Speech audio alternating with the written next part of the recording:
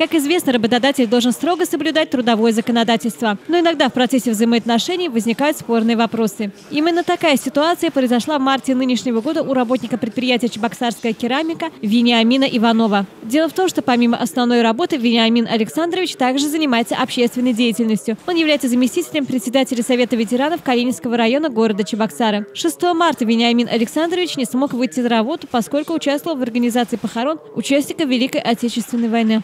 После 7 часов я домой пришел, и после ночной смены. И позвонил Дерганов Петр Иванович.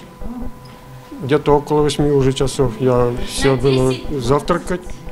И сказал, что умер ветеран войны, 2 войн, Бесчастнов Алексей Степанович. И сказал, надо организовать похорону ветерана войны. Как я могу отказать, если я являюсь заместителем председателя Союза ветеранов войны и труда Калининского района города Чебоксары.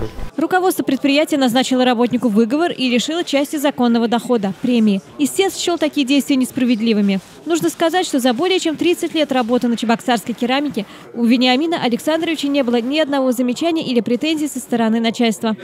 Я как гражданин правозащитник уверен в своей правоте в том, что суд должен защищать прежде всего права трудового человека, рабочего класса, представителя рабочего класса, и должен был удовлетворить свои требования 70-летнего, но недавно юбилей исполнился, имеет стаж работы на чебоксарской керамике 35 лет, квалифицированного, опытного, честного, независимого специалиста широкого профиля, рабочего человека, патриота Российской Федерации Вениамина Александровича Иванова.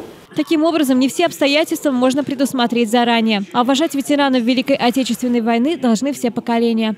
Если мы уважаем ветеранов войны, если мы это потеряем, последний наш самый, как мы будем воспитывать наших детей, как нас будут смотреть наши дети и внуки? Понимаете, если вот так вот. Вот каждый случай, это я до конца, все как герой Советского Союза хороним. Я не знаю, тут даже вот сейчас человек умер последний раз, Токмаков, начальник следственного изолятора, в пятницу умер, а хоронить на воскресенье. Никого нет. Я пошел в военкомат, там ни одного военного, поставил на уши всех, в первую очередь военного комиссара по телефону вызвал, потом в вторую очередь Министерство внутренних дел, поставил Российскую гвардию, тоже они пытались. Тем не менее, похороны прошли на высоком уровне. В этом случае Верховный суд Чувашской республики принял решение в пользу истца. Ведь общественная деятельность Вениамина Иванова действительно имеет большое значение. Елена Яковлева, Степан Гурьянов. Жизнь столицы.